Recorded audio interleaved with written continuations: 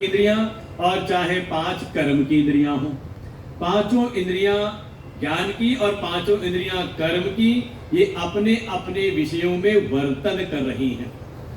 इति धारयन, ऐसी उसकी दृढ़ धारणा बनी हुई है कि हाँ, ये जो इंद्रियां हैं अपने अपने कार्य व्यापार में जा रही हैं, वापस आ रही हैं। वो सबकी चेष्टाओं का केवल और केवल मात्र साक्षी बन करके वो किसी कर्म का त्याग नहीं कर रहा, बल्कि सब कुछ करते हुए भी उन सारे कर्मों में अपने कर्तृत्व का त्याग कर देता है कि मैं करने वाला नहीं हूं।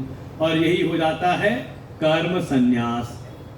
तो प्रारंभ किया कर्म योग से कि कुछ भी करे तो फायदे को देख करके ना करे। भाई अच्छे कर्म करने तो उसमें काय का फायदा देखना। हाँ, अगर परिणाम को विचार करना है तो कभी प्लानिंग करो कोई गलत काम करने का, चोरी करने का, किसी के प्रति षड्यंत्र करने का, तब थोड़ा सोच विचार कर लेना कि कहीं पकड़े तो नहीं जाएंगे, पिटाई तो नहीं होगी। जब अच्छे कार्य करना है तो उसको भी फायदा देख करके उसका भी मुहूर्त देखें कब करें। अरे जब संकल्प आए तत्काल करें बिना किसी फायदे के।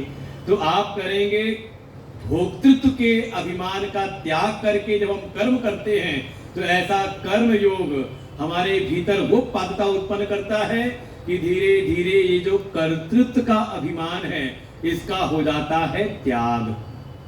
तो हो गए कौन? कहा जो कर्म योगी है वही हो गया कर्म सन्यासी। समझे इस बात को?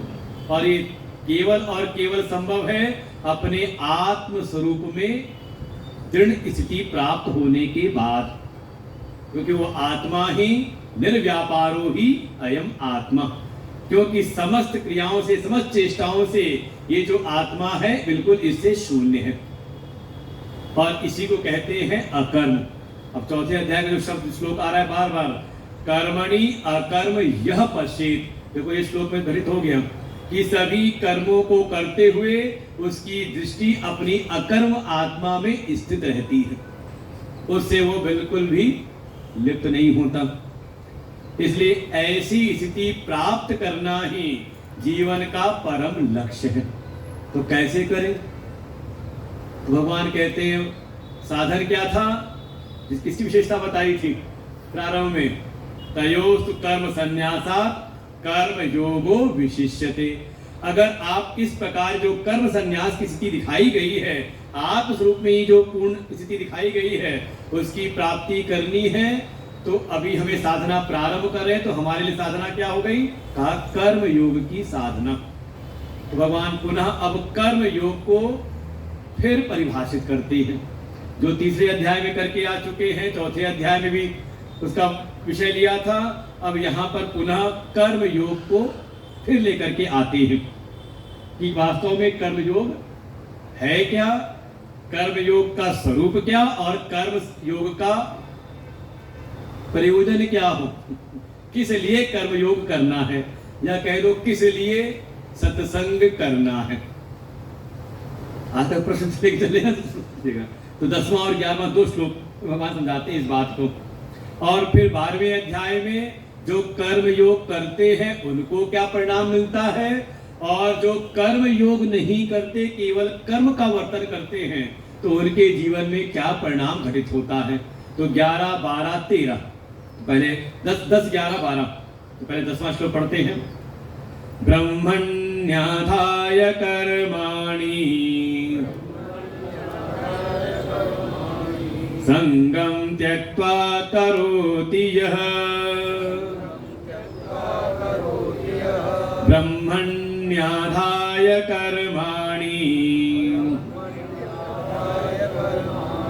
संगम त्यक्त्वा करोति यः, लिप्यते न स पापेन पद्मपत्रम् इवाम्भसा, ब्रह्मण्याधाय कर्माणि संगम त्यक्त्वा करोति यः,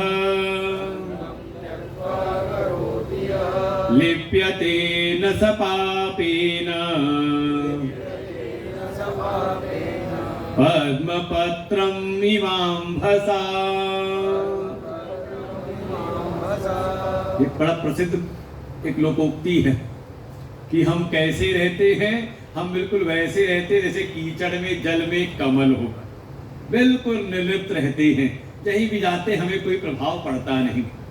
लेकिन ऐसी स्थिति किसी के बस में है नहीं, ये साधना का एक परिणाम है। तो यहाँ भगवान उसी बात को यहाँ पर उद्धृत करते हैं कि कर्म योग के द्वारा ही वो परम निश्रेयस की स्थिति प्राप्त की जा सकती है, इसलिए कर्म योग का अनुष्ठान करो। तो कर्म योग है क्या? तो कह रहे हैं कर्म करो, लेकिन कैसे?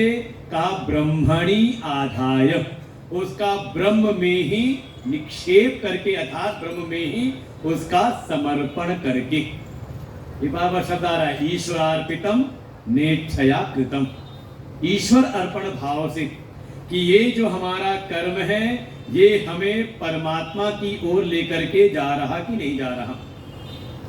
ये कहीं ऐसा तो नहीं कि हमें परमात्मा से विमुख कर रहा है, परमात्मा की ओर आपकी स्थिति हो रही कि नहीं हो रही। भगवान भाष्कर कह देंगे आधाय को निक्षिप्य तदर्थम करोमि इति भृत्य इव स्वामी अर्थम सर्वाणि कर्माणि,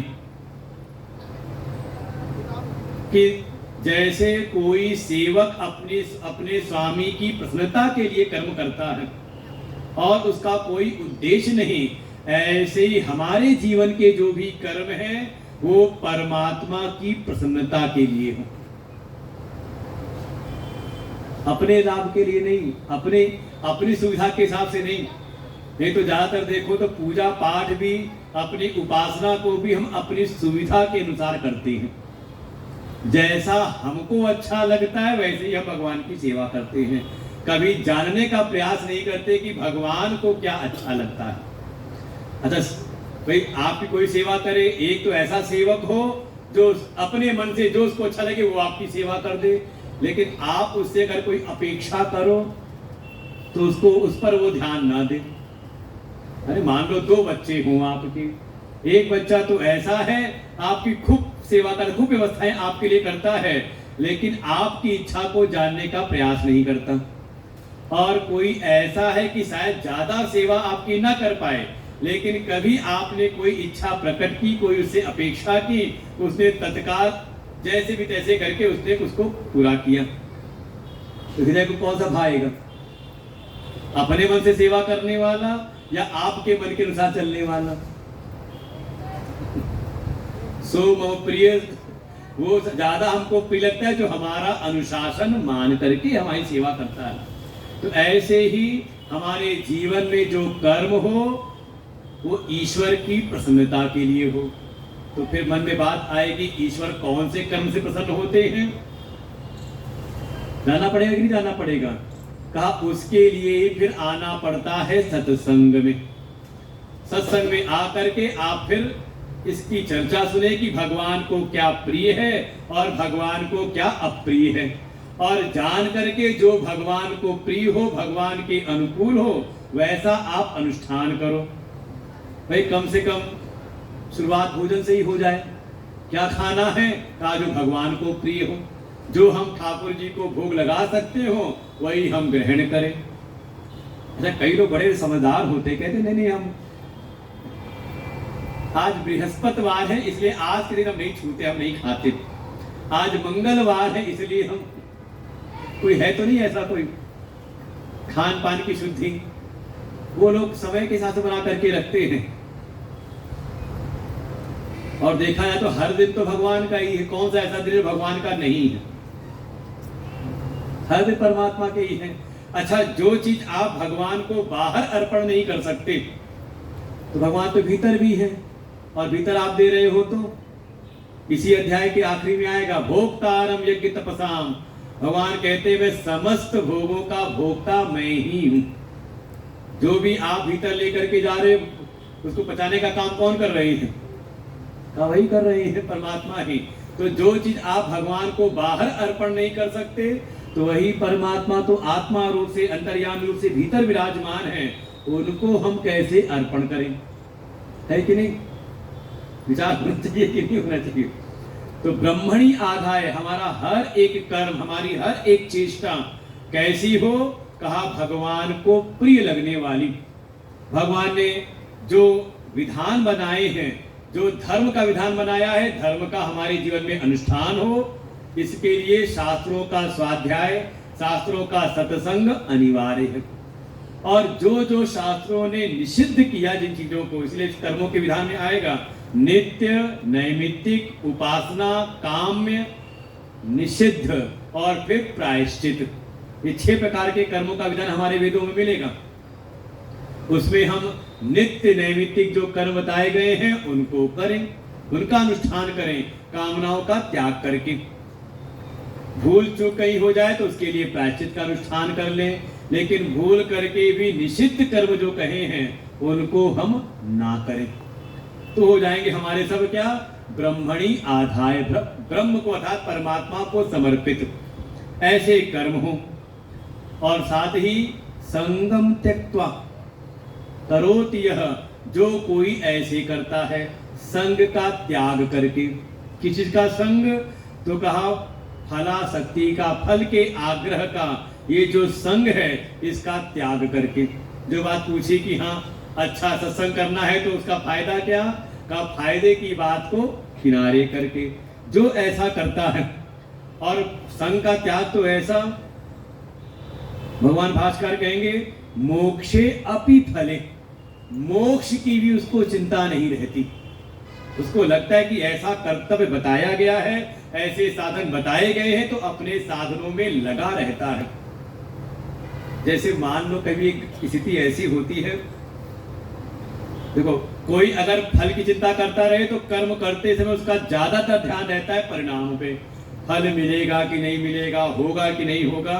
तो उसकी जो पूरी जो तन्मयता है वो कर्म में नहीं रहती, कर्तव्य में नहीं रहती, बल्कि उसका आधा से ज्यादा ध्यान लगा रहता है फल में।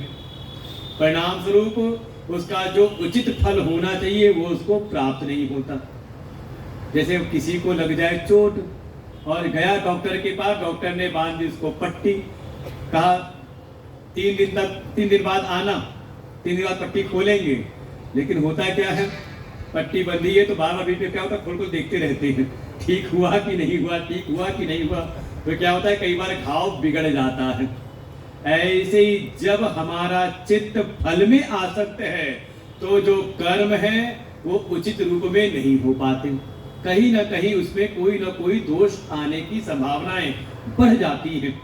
इसलिए पूर्ण रूप से फलासक्ति का त्याग, जब कहा संगम त्यक्त्वा, संग का त्याग करके, तो फल की आसक्ति, फल के संग का, यहां तक कि मोक्ष की आसक्ति का भी त्याग भाई कर रहे तो हो ही जाएगा।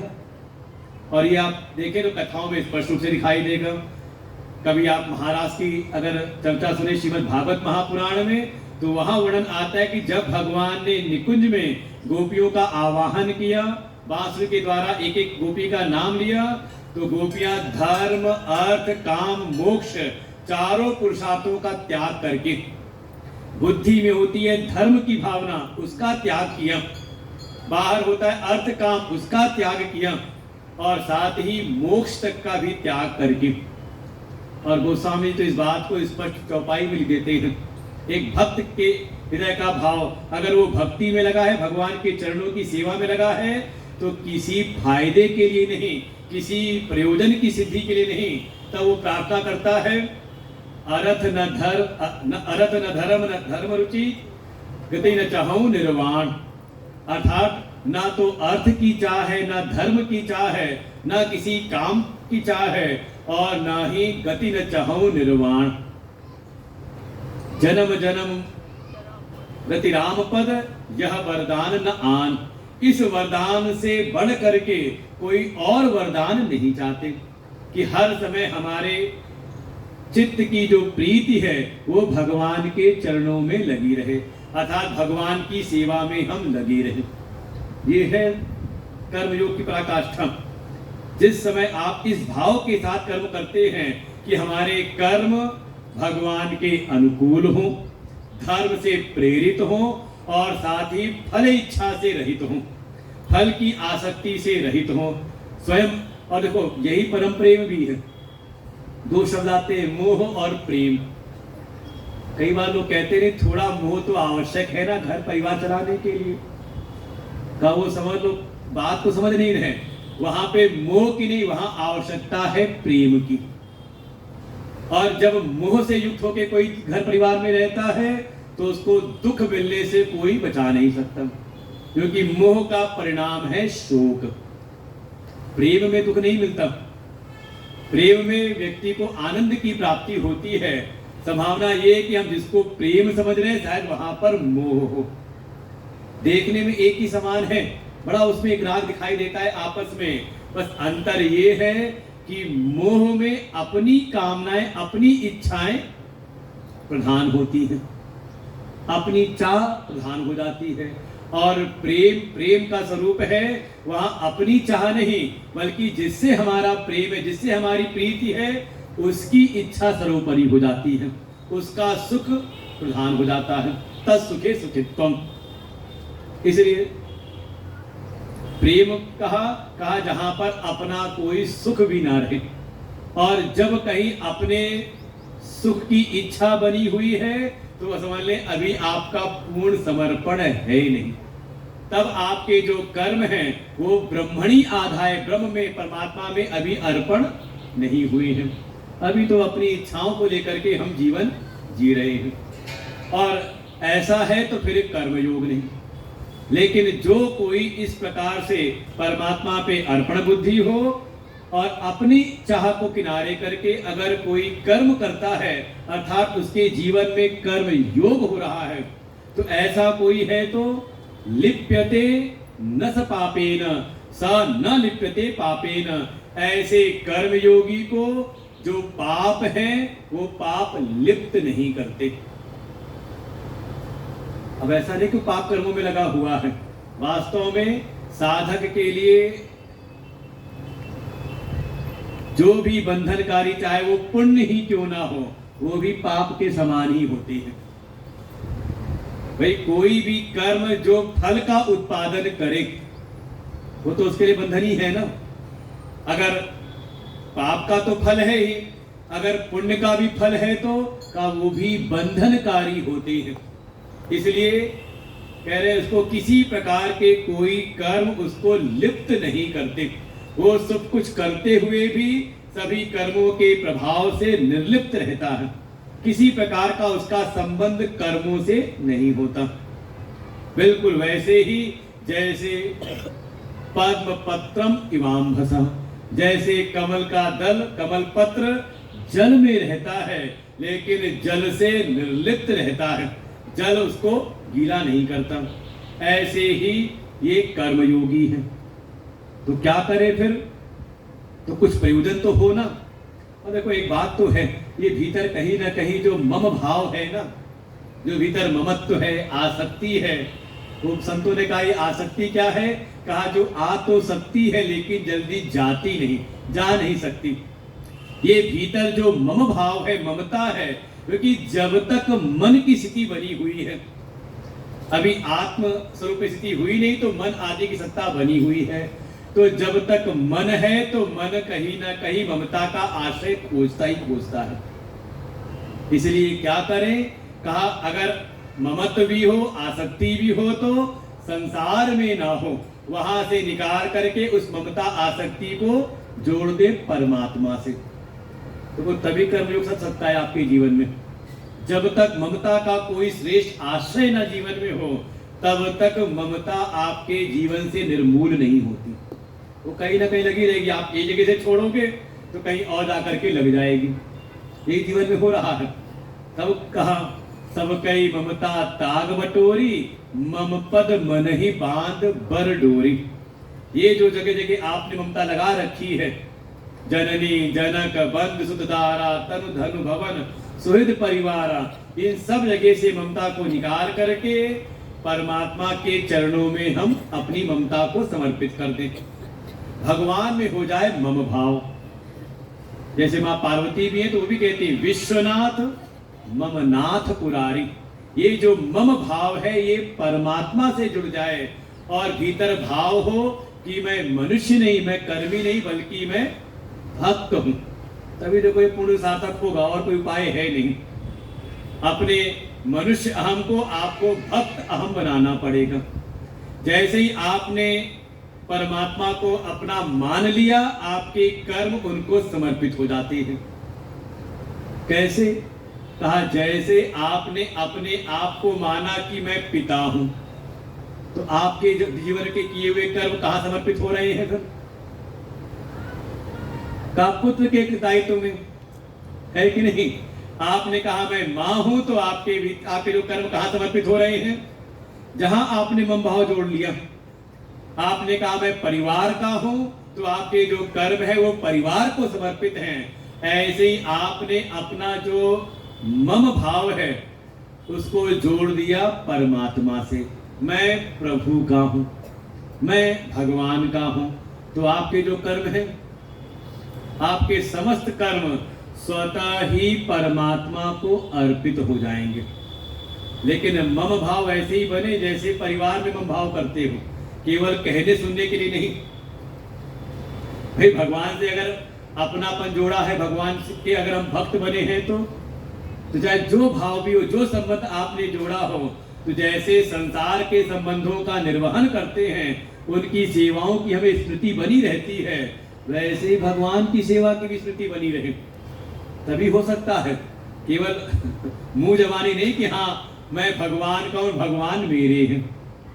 अपने आप आपके सारे जो कर्म हैं वो भगवत अर्पित हो जाएंगे, और परिणाम स्वरूप का आपको इस संसार के जो भी कर्म फल हैं वो आपको प्रभावित नहीं करेंगे।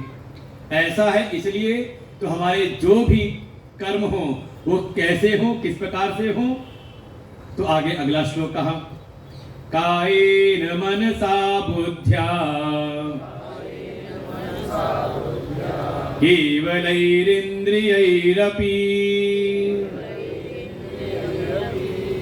योगिनः कर्म कुर्वन्ति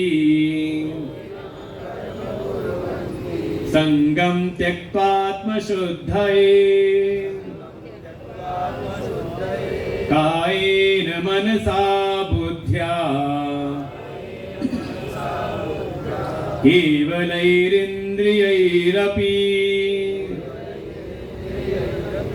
योगिनः कर्म कुर्वन्ति संगं त्यक्त्वात्मशुद्धये। भगवान एक चीज छोड़ते नहीं, संगम त्यक्त्वा, ये समझ लो कर्म योग की मुख्य शर्त है। चाहे आप तीसरा अध्याय उठा लो, वहां पे बार बार एक चीज आएगा, तदर्थम कर्म कौन्तेय मुक्त संग समाचरम नियतम कुरु कर्मत्वम। तो हर जगह जहां भी कोई कर्म कहेंगे कर्म करो, लेकिन फल की आसक्ति का त्याग करके। तो जो कर्म योगी है, जो योग के मार्ग का अनुसरण करता है, का वो भी कर्म करता है। कैसे कैसे? का कायेन अर्थात शरीर के द्वारा वो कर्म करता है। फिर मनसा, कभी मन के द्वारा वो चेष्टाएं, मन के द्वारा कर्म करता है। फिर कभी बुद्धि के द्वारा। अच्छा, इस समय क्या हो रहा है? कर्म, शरीर कोई कार्य नहीं कर रहा, थोड़ा ये कि चलो पढ़ना पड़ रहा है बीच में, लेकिन उस पर भी मन बुद्धि ज्यादा लग रहा है। इसमें जो भी क्रिया हो रही है, जो ज्यादातर क्रियाएं हमारी है वो बुद्धि के द्वारा हो रही, बुद्धि ज्यादा थप रही है इस समय। तो कैसी क्रिया हो रही? कहा बुद्धिया, बुद्धि के द्वारा, या फिर इंद्रियई अपि, चाहे इंद्रियों के द्वारा। बस है क्या? केवलई, एक शब्द जोड़ दिया, इसको सत्या छोड़ने, केवल शरीर के द्वारा, केवलई मन के द्वारा, केवल बुद्धि के द्वारा, और केवल इंद्रियों के द्वारा। केवल क्रियाएं हो रही है, चेष्टाएं सबकी हो रही हैं, लेकिन केवल शब्द का तात्पर्य है वो सब के सब भगवान के लिए हो रही है। जो भी शरीर, मन, बुद्धि, इंद्रियों की चेष्टाएं हैं, ये सब की सब हो रही हैं भगवान के लिए। भगवान भाष्यकार कहेंगे, केवल शब्द को परिभाषित करते हैं, कहते ममत्व वर्जित ही ईश्वराय, केवल ही कहने का तात्पर्य यही है कि अपनी कामनाओं के लिए नहीं, अपनी इच्छाओं के लिए नहीं, अपनी ममता के लिए नहीं, बल्कि ममता का त्याग करके केवल ईश्वर के लिए, ईश्वराय एव कर्म करोमि न मम फलाय, ईश्वर के लिए हम कर्म कर रहे हैं, ना कि अपने किसी फल के लिए। ऐसे ममत्व बुद्धि से शून्य हो गए। क्रियाएं सब हो रही हैं, शरीर से भी, मन से भी, बुद्धि से भी, इंद्रियों से भी, लेकिन सब की सब चेष्टाएं हैं परमात्मा के लिए, अपने किसी फल के लिए नहीं। इस प्रकार से योगिनः कर्म कुर्वन्ति, कोई एक दो चार नहीं है, बहुत सारे योगी जन कर्म करते हैं। तो उद्देश्य क्या है? फिर कुछ प्राप्ति होती हुई उनको कहा करते हैं, किस लिए? आत्मशुद्धि। देखो ये है प्रयोजन, अपने अंतःकरण की शुद्धि के लिए, अपने मन बुद्धि, ये जो भीतर के करण है जिसके द्वारा परमात्मा तत्व की प्राप्ति होती, परमात्मा का दर्शन होता है, उसकी शुद्धि के लिए करते हैं। और वो शर्त लगाए रहते हैं, संगम त्यक्त्वा, अपने किसी फल के लिए वो कार्य उनका नहीं होता। आत्मविशुद्ध है, अंतःकरण की शुद्धि के लिए, अर्थात फल में किसी प्रकार का कोई आग्रह नहीं, जैसी प्रभु की इच्छा हो, जैसा उनको परिणाम प्राप्त होता है उसको भगवान का प्रसाद समझ करके स्वीकार कर लेते हैं, और ऐसी स्थिति में उनके अंतःकरण की परम शुद्धि हो जाती है। और अगर कोई ऐसा हो जो अपनी कामनाओं से युक्त होकर के कर्म करे, तो देखो पहले तो कामनाओं का एक स्वभाव है कि कामनाएं कभी पूर्ण रूप से किसी की पूरी होती नहीं, और कामना अगर कुछ पूरी हो तो वो नई नई कामनाओं को उत्पन्न करती है, अर्थात आपके भीतर लोभ को बढ़ा देती है। और कामना अगर कभी बाधित हो जाए तो जिसके द्वारा आपकी कामनाओं में विघ्न बाधा आती है, उसके प्रति आपके चित्त में क्रोध उत्पन्न होता है। कुछ विशेष मिल जाए, आपकी कामनाएं पूरी हो जाए, और देखो कई बार तो होता है आपकी कामनाएं अगर रोज पूरी होने लगे, हरदम पूरी होने लगे, आप आओ पूजा करो, आकर के बृहस्पति देव की खूब उपासना करें, बाबा मनोहर नाथ, मनोहर जो मन को करने वाले हो, ऐसे बाबा की अगर उपासना करो और आपकी इच्छाएं पूरी होती चली जाए, तो ये धीरे धीरे कहीं ना कहीं आपके मद को बढ़ा देती है, एक आपके अहम को इतना बढ़ा देती है। अच्छा, एक अहम बढ़ रहा कि नहीं, एक प्रकार से देखें, भगवान क्या है, साध्य है या साधन? भगवान साध्य है या साधन है? साध्य है या साधन? साधन कितने लोग साधन में हैं? भगवान साधन नहीं है। आप जाओ उनकी पूजा करो, जो चाहो सो पूरा कर देते हैं, कितने अच्छे साधन है कि नहीं? मन में तो आ रहा है कि नहीं, परमात्मा भगवान तो है साध्य, लेकिन जीवन में हमने बना क्या रखा है? कहा अपनी कामना मनोकामना पूर्ति का साधन। भगवान को हम साध्य नहीं मानते, कहीं ना कहीं भीतर है, भगवान को हमने साधन बना रखा है, और जैसे जैसे मनोकामना पूरी होती जाती उतनी ज्यादा आप और उनको साधन के रूप में इस्तेमाल करते हो। तो क्या हो गया? कहीं ना कहीं अपना अभिमान हमने बढ़ा दिया, अपने को हमने कर दिया बड़ा। भाई साधन तो छोटा ही होगा ना, जिसको भी आप साधन बनाओगे अपना अपना, भाई आपका कोई काम पूरा करने वाला हो तो कौन होगा?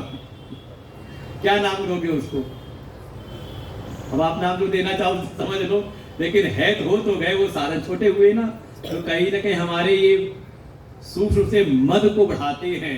तात्पर्य ये काम क्रोध लोभ मोह मद मात्सर्य, कोई विशेष चीज प्राप्त हो जाए तो उसका मद भीतर आ जाएगा, और कहीं किसी को हमसे थोड़ा ज्यादा अच्छा मिल गया तो उससे फिर आपको होगी जलन, इसका नाम है मात्सर्य। ये सारे जो विकार हैं, षड विकार, ये आकर के आपके मन को दूषित करते हैं और आपको इसी संसार सागर में बांधे रखते हैं। और जो कोई कामनाओं से, अपनी निज इच्छाओं से, फलाशक्ति से रहित होकर के कर्म करता है, तो उसके जीवन में ये जो भी मन के विकार हैं, इनसे वो सर्वथा ही निर्लिप्त हो जाता है, मुक्त हो जाता है। और फिर परिणाम क्या है? तो अब जो कर्म योग की साधना कर रहा है उसको क्या परिणाम मिलता है, और जो कर्म योग की भावना से रहित होकर के केवल कर्म कर रहा है तो उसको क्या परिणाम मिलता है? युक्तः कर्म फलं त्यक्त्वा शान्तिमाप्नोति नैष्ठिकीम् अयुक्तः कामकारेण फले सक्तो निबध्यते। युक्तः कर्म फलं त्यक्त्वा शान्तिमाप्नोति नैष्ठिकीम् अयुक्तः कामकारेण फले सक्तो निबध्यते। का एक है जिसको नाम दिया युक्त, जो युक्त है, और दूसरे को दिया अयुक्त। दो तरह के लोग हो गए। पहली पंक्ति में है किसकी बात हो रही? कहा जो युक्त है, और दूसरी पंक्ति जो बात हो रही वो हो रही अयुक्त के लिए। तो युक्त किसको कह रहे हैं? भगवान भास्कर कहते हैं युक्त ईश्वराय कर्माणि न मम फलाय इति एवं समाहित सन, जिसका चित्त इस प्रकार का है कि मैं जो भी करता हूं ईश्वर के लिए करता हूं, अर्थात उसकी अहमता और ममता दोनों का हो गया है शोधन। ममत्व जोड़ दिया परमात्मा से तो अहम भाव उसका हो गया भक्त भाव, भगवान मेरे हैं। तो स्वयं कौन हो गया वो? मैं भगवान का हूं, भगवान मेरे हैं, तो कौन हो गया? कहा भक्त हो गया। तो जिसका अहम और मम, क्योंकि देखो ये दोनों साथ चलते रहेंगे जब तक योग के साधन में आप हैं, ये पूरी तरह से मिटते नहीं, लेकिन इनका शोधन हो सकता है। अस अभिमान जाहि जनि भोरे, मैं सेवक रघुपति पति मोरे। देखो ये है एक भक्त की प्रार्थना कि हे प्रभु, अगर भीतर अभिमान भी हो, अहम भाव भी हो, तो अहंकार इस प्रकार का हो कि आप मेरे स्वामी हैं और मैं आपका सेवक हूं।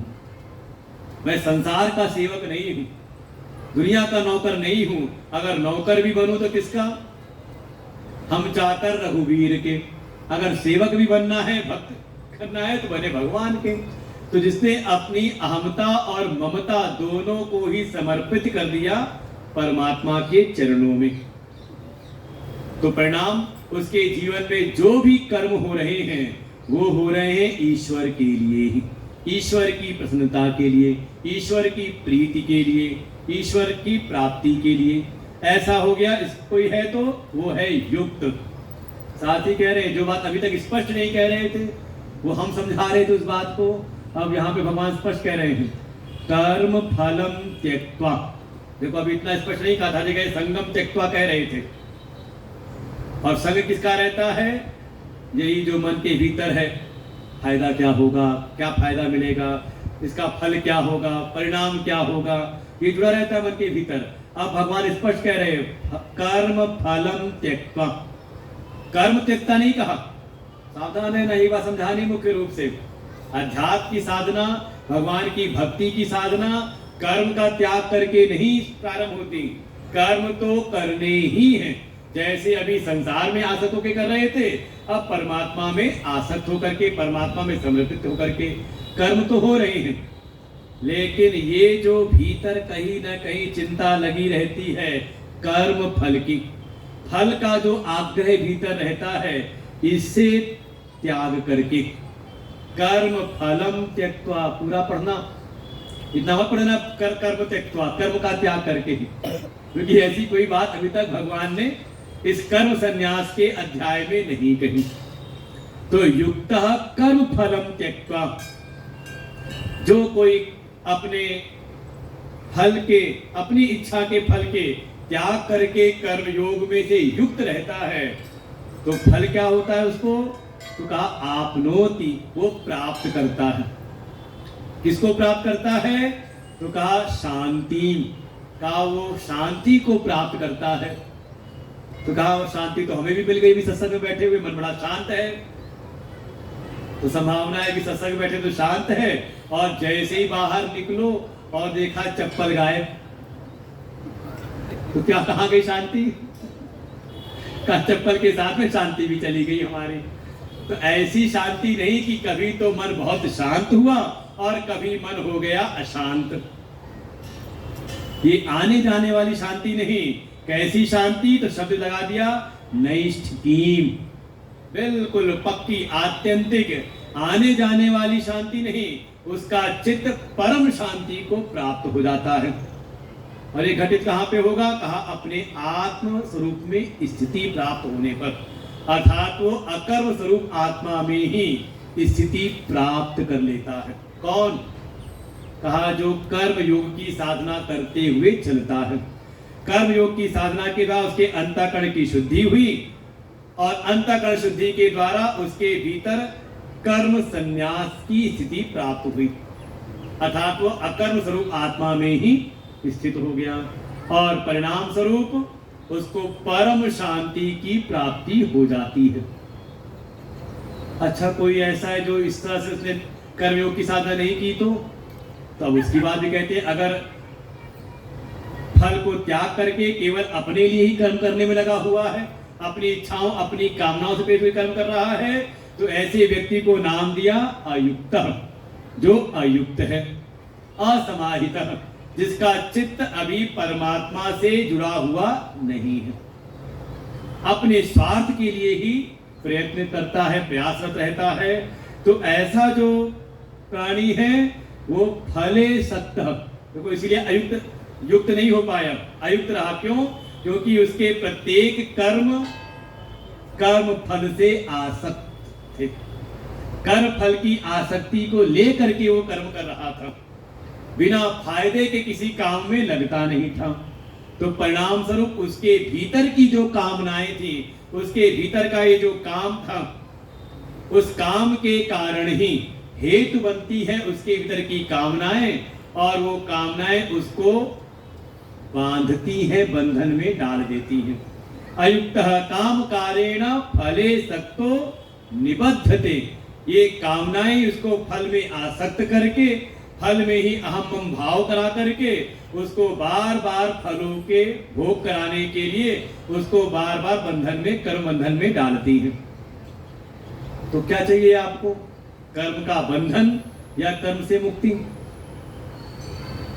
क्या चाहिए? अगर कर्मों के बंधन में अच्छा लग रहा है बार बार आना, बार बार, क्योंकि जब तक कर्म के फल रहेंगे वो बीज बनते रहेंगे आपके अनेकों 84 लाख योनियों में आपके संसरण की।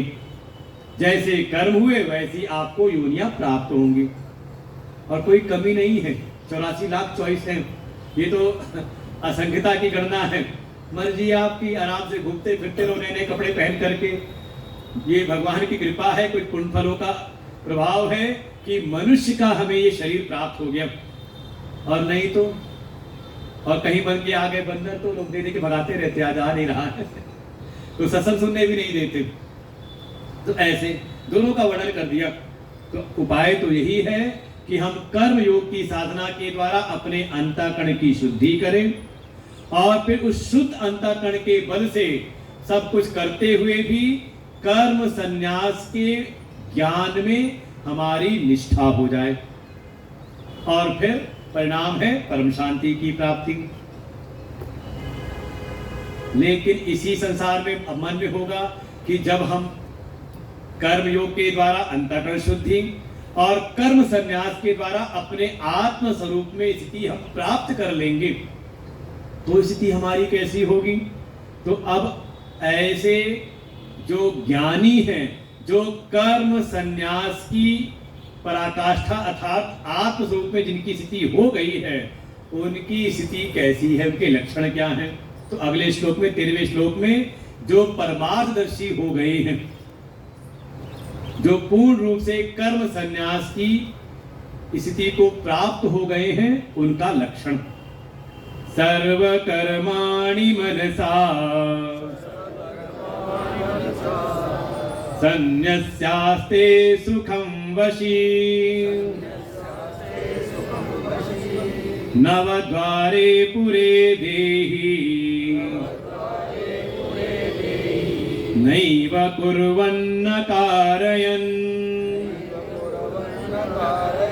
सर्वकर्माणि मनसा सन्न्यस्यास्ते सुखं वशी नवद्वारे पुरे देहि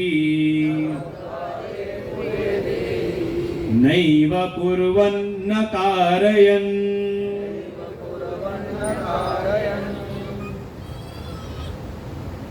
कहा जब कोई कर्मयोगी कर्मयोग की साधना से युक्त हुआ जो उसको परम स्थिति की प्राप्ति हो जाती है तो प्रवेश करता है कर्म संन्यास में। तो यही कर रहा है सर्व कर्माणि संन्यस्य, वो फिर सर्व कर्मों का संन्यास करता है। कैसे? माधव किसको बनाता है? कहा मनसा। और वो मन भी कैसा है? कहा कर्म योग की साधना के द्वारा सुसंस्कृत, कर्म योग की साधना के द्वारा बिल्कुल विशुद्ध किया हुआ जो मन है, उस मन के द्वारा, अर्थात जिसमें कर्तृत्व और भोक्तृत्व की भावना नहीं है, ऐसे मन के द्वारा वो सर्व कर्मों का संन्यास कर देता है। तो कुछ दुख मिलता होगा कि पहले कह के आए थे संन्यासस्तु महाबाहो दुखम, एक श्लोक था पहले कि अगर कोई कर्म संन्यास करे तो उसको बहुत दुख मिलता है। कारण वहां बताया था अयोगतः, अगर कर्म योग की साधना से परिपक्व नहीं हुआ है, अंतःकरण की परम शुद्धि, इंद्रियों पर उसकी विजय, दैहिक चेष्टाओं पर उसका संयम नहीं हुआ है, ऐसा अगर कोई कर्म का संन्यास करे तो साधना करने में उसको होता है दुख। ये पहले करके आए, कह के आए थे। लेकिन जो युक्त हो गया कर्मयोग की साधना में, अच्छी प्रकार से लग गया, तो उसके लिए कहते हैं फिर ऐसा जो प्राणी है, ऐसा जो साधक है, का सर्व कर्माणि मनसा सन्न्यस्य सुखम, का सुख पूर्वक वो सर्व कर्मों का संन्यास कर देता है कौन? का वशी, उसकी संज्ञा दी। वशी अर्थात आत्म संयम में जो स्थित है, जिसने अपनी देह, अपनी मन, बुद्धि, इंद्रियों की चेष्टाओं को अपने वश में कर रखा है। तो ऐसा प्राणी आस्ते कहाँ रहता है? रहता तो शरीर में ही है, अभी शरीर छोड़ के गया नहीं है। ये किसी मरे हुए की बात नहीं चल रही। नहीं तो कई बार लोग सोचते हैं मोक्ष का तात्पर्य क्या है, तो कई बार लोग मोक्ष से घबराते भी हैं। नहीं नहीं, हमें मोक्ष नहीं चाहिए। कारण क्या? उनको मोक्ष की धारणा ही गलत पड़ी हुई मन के भीतर। उनको क्या लगता है कि मोक्ष का मतलब मोक्ष मिला तो हम मर जाएंगे, मरना पड़ेगा। तो कथा में क्या सुना है कि राजा परीक्षित का मोक्ष हुआ और शरीर छूट गया। ये यथार्थ नहीं है। उनकी मृत्यु तो निश्चित थी कि आज से 7वें दिन तक्षक के काटने से उनकी मृत्यु होगी, लेकिन जो पूर्व के साधन थे उसका परिणाम भगवान की कृपा से उनको संतों का सानिध्य और उसमें भी महामुनि सुखदेव जी की कृपा उनको प्राप्त हुई और 7 दिन के भीतर ही उन्होंने भागवत तत्व का, भागवत धर्म का उपदेश प्राप्त किया। अच्छा, भागवत धर्म भी यही है। वो पिछला श्लोक था ना, कायेन मनसा बुद्ध्या केवलैरिन्द्रियैरपि, यही भागवत धर्म भी है। कई भागवत के 11वें स्कंद में आप प्रवेश करेंगे तो वहां 9 प्रश्न पूछे गए हैं। राजा निमि के मन में प्रश्न आए और उनके यज्ञ में आए थे 9 योगेश्वर। तो राजा निमि ने उनसे 9 प्रश्न पूछे, जिसमें पहला ही प्रश्न है भागवत धर्म क्या है, अर्थात भगवान की प्राप्ति कराने का उत्तम साधन कौन से है। तो उसका वर्णन करते बिल्कुल ऐसे ही श्लोक वहां पर भी आएगा।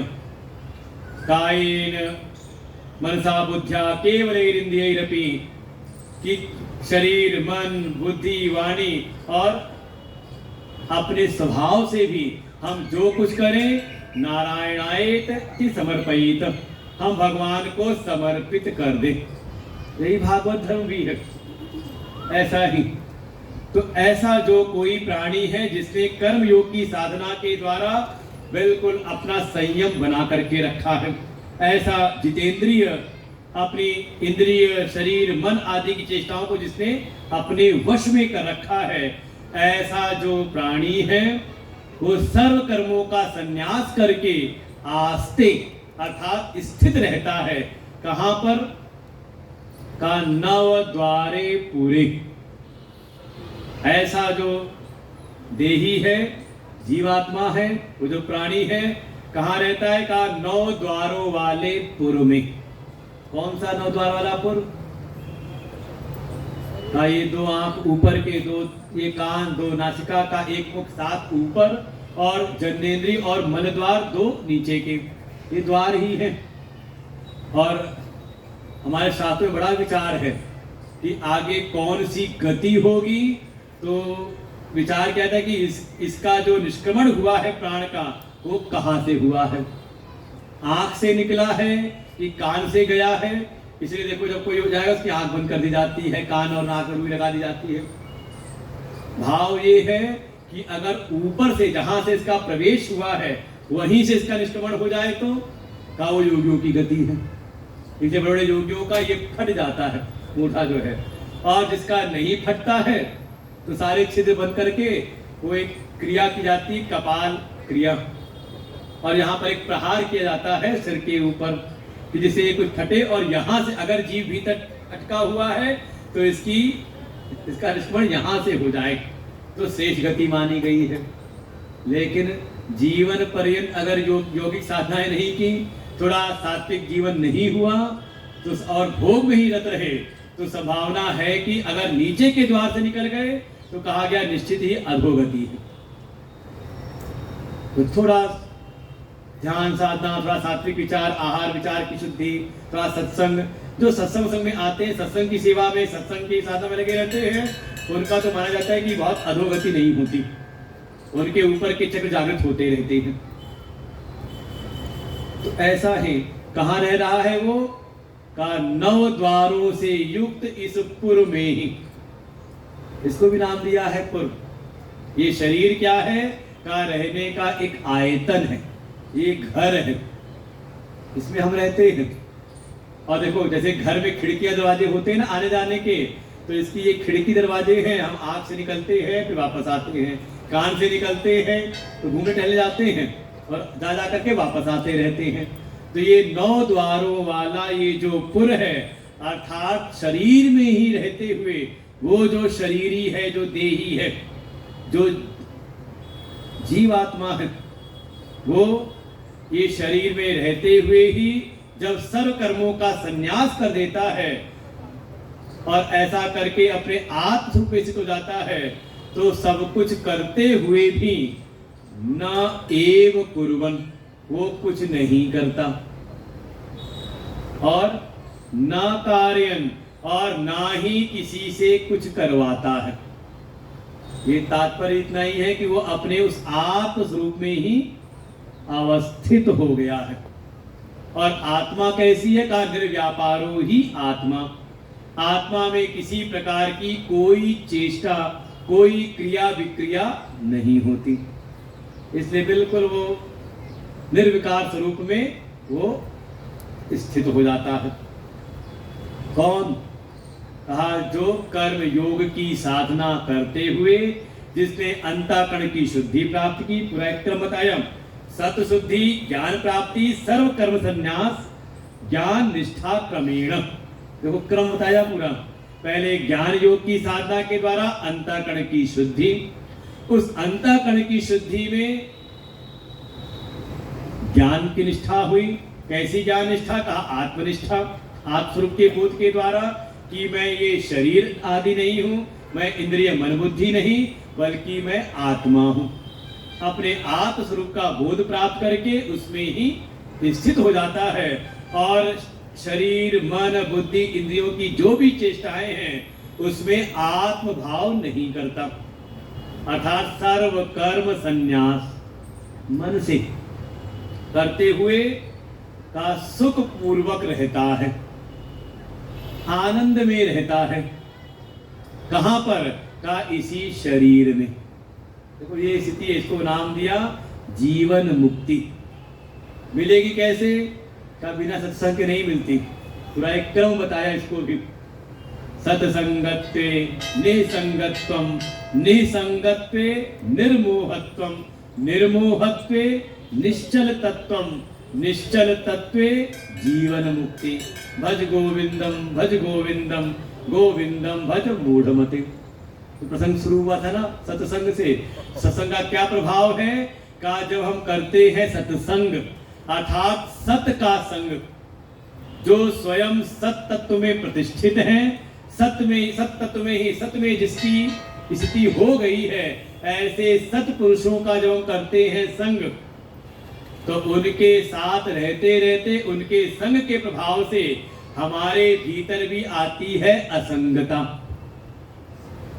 सत्संगत्वे निसंगत्वम, जहां जहां हमारी आसक्ति है, चाहे देह शरीर मन बुद्धि इंद्रिय और इनकी चेष्टाएं इनकी क्रियाएं और फिर उनके फल। देखो यहाँ यहाँ आपकी आसक्ति होती है, संग रहता है। हमने पहले शरीर को भाई अपने शुद्ध अहम को जाना नहीं, अहम को जाना अपने शरीर से तादात्म्य करके, तो तुरंत मम भाव बन गया इन सारे कार्यकरण संघात से।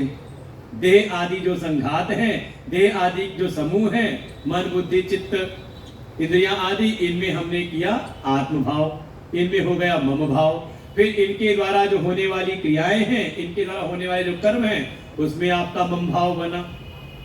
और फिर इनके जो फल हैं पाप पुण्य, उसमें हुआ आपका मम भाव। और परिणाम स्वरूप अनेकों अनेकों आपको फिर फल भोगने के लिए नाना प्रकार की योनियां मिलती रहती हैं।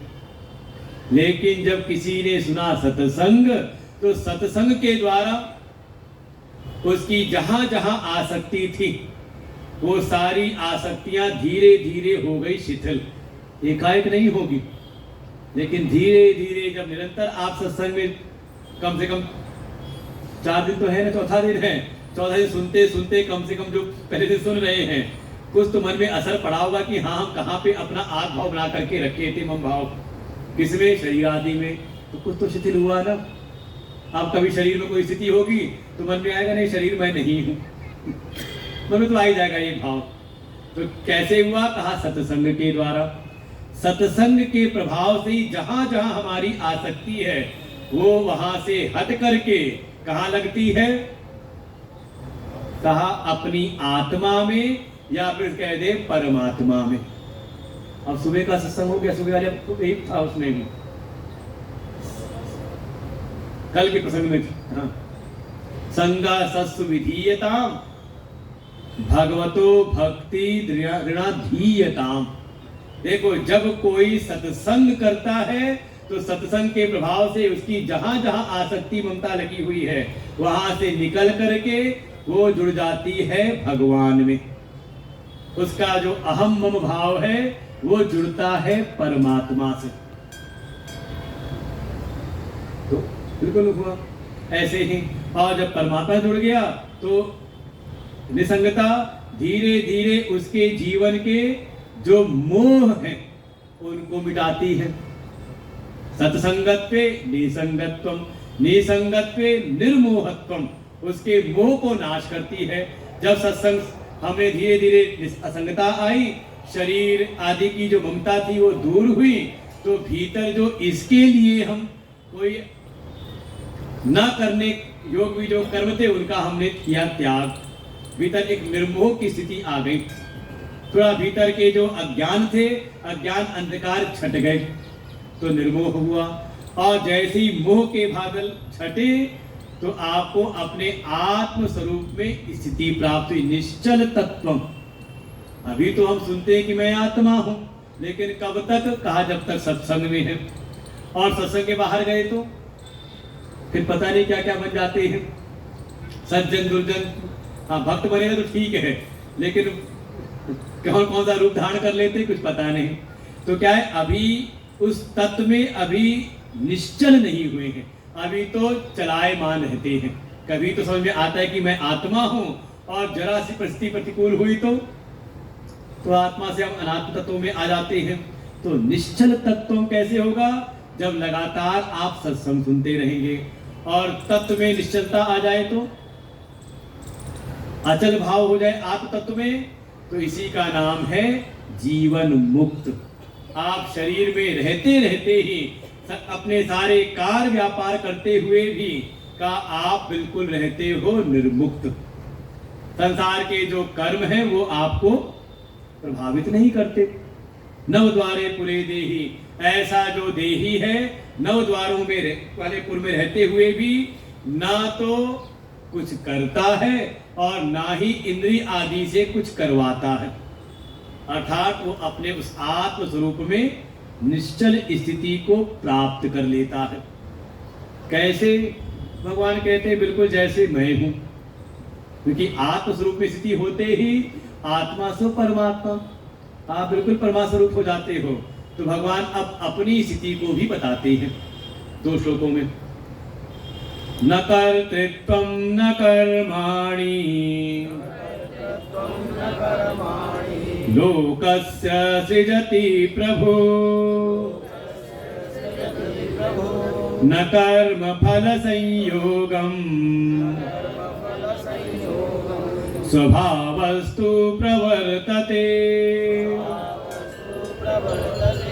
न दत्ते कस्यचित् पापम्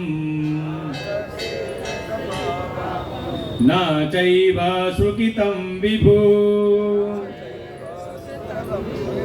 अज्ञानेनावृतं ज्ञानम् तेन मुह्यन्ति जन्तवः, न कर्तृत्वं न कर्माणि लोकस्य सृजति प्रभो, न कर्म फल संयोगम् स्वभावस्तु प्रवर्तते, न दत्ते कस्यचित् पापम् न चैव सुकृतं विभु, अज्ञानेनावृतं ज्ञानम् तेन मुह्यन्ति जन्तवः। अब समझे, भगवान के बारे में बता रही हूं। तो शब्द है ना प्रभु, प्रभु न सृजति, भगवान सृजन नहीं करते। देखो भगवान का परिचय दे रही है। अच्छा मान लो किसी का परिचय देना हो तो 2 तरह से परिचय दिया जा सकता है। एक परिचय तो ये है कि किसी और के संदर्भ में उसका परिचय दिया जाए, कि सामने जो आए हैं कौन है, का वो फला फला व्यक्ति के पिता हैं, उस फला व्यक्ति के मित्र हैं, है ना, किसी और के संदर्भ में आप परिचय देते हो। और दूसरा सीधे उसके बारे में बता दिया जाए, है कि नहीं। एक तो संदर्भ से युक्त परिचय और दूसरा संदर्भों से रहित परिचय। ऐसे जैसे ज्ञानी के लिए कहा कुर्वन् नपि न लिप्यते, करते हुए भी नहीं करता है। तो जो 2 बात आई कैसे है, कहा जब संसार के जगत के प्राणियों की दृष्टि से देखते हैं तो ज्ञानी भी कर्म करते हुए दिखाई देते हैं, लेकिन उस ज्ञानी की जो आंतरिक स्थिति है, उसकी जो भावनाएं हैं, भावना उसकी अपनी है ज्ञान के परिणाम स्वरूप, आत्मस्वरूप स्थिति होने के परिणाम स्वरूप। उसके भीतर ये है कि ना तो मैं कुछ करता हूं ना मैं किसी से कुछ करवाता हूं। तो 2 प्रकार की स्थिति है, एक तो समाज की दृष्टि में और दूसरा उसकी अपनी स्थिति में। तो यहां जो भगवान उपदेश करने जा रहे हैं, क्योंकि आपने अब तक जो कुछ सुना हुआ है वो बिल्कुल उससे विपरीत उपदेश है। यहां पर अच्छा, संसार को बनाने वाले कौन है? भगवान। अच्छा, संसार में जो कर्म है उसको बनाने वाले कौन है? भगवान। अच्छा, हम कोई कर्म कर रहे हैं, कोई करता है तो उसको बनाने वाले कौन है? आप कह रहे भगवान। अच्छा, कर्म फल को देने वाले कौन है?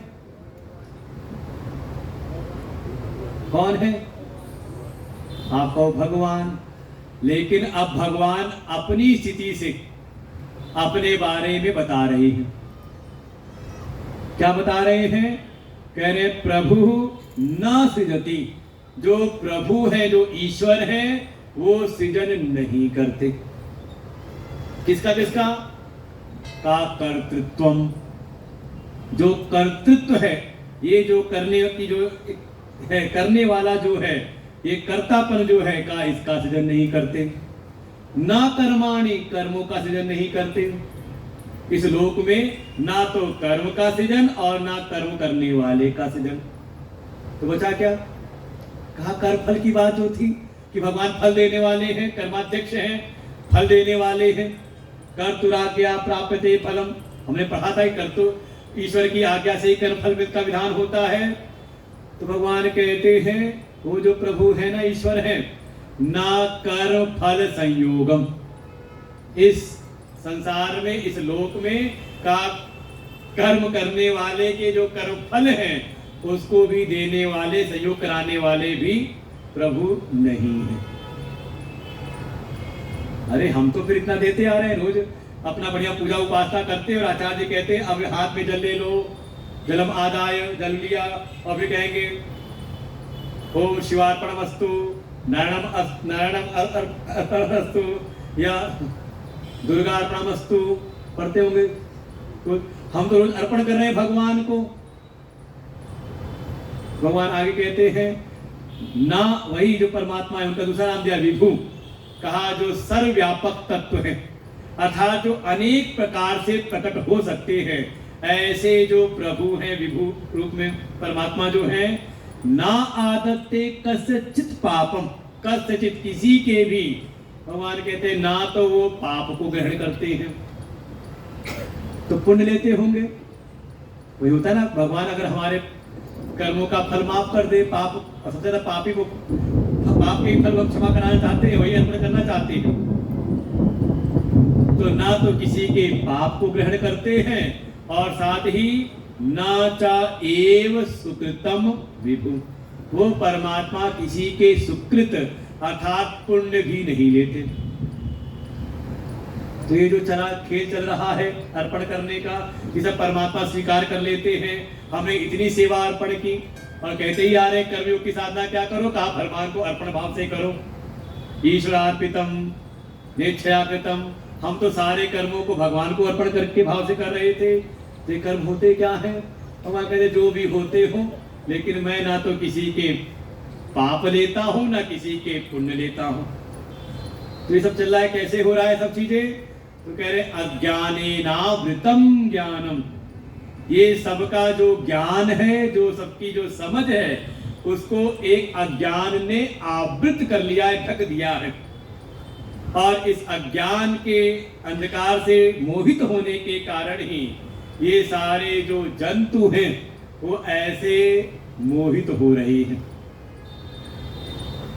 समझ दी बात?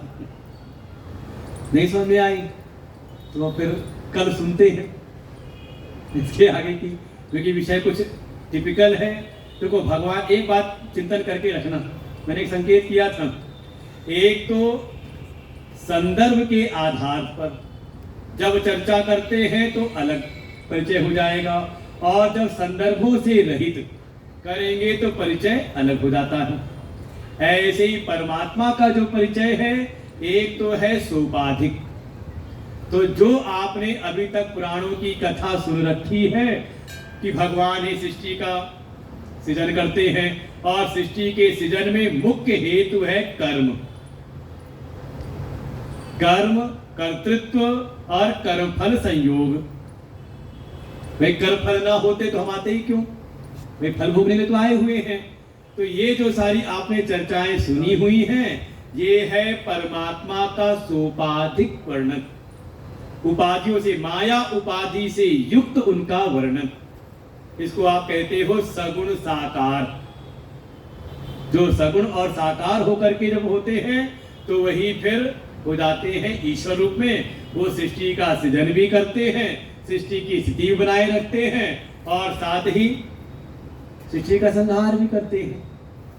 लेकिन जब चर्चा यहाँ पर आई है तो यहाँ परमात्मा जो है, भगवान है, वो अपने सगुण साकार का नहीं, क्योंकि स्वयं तो विराजमान है अर्जुन के रथ पर सगुण साकार रूप में, यहाँ विधान कर रहे हैं निरुपाधिक तत्व का। क्योंकि प्रकरण चल रहा है आत्म तत्व का, कि जैसे आत्मा है वैसे ही मेरा जो निरुपाधिक तत्व है, जो मैं परमात्म स्वरूप हूं, जो निर्गुण निराकार ब्रह्म स्वरूप हूं, उसकी स्थिति भी ऐसे ही है। कैसे है तो हम लोग इसको विस्तार से कल सुनेंगे।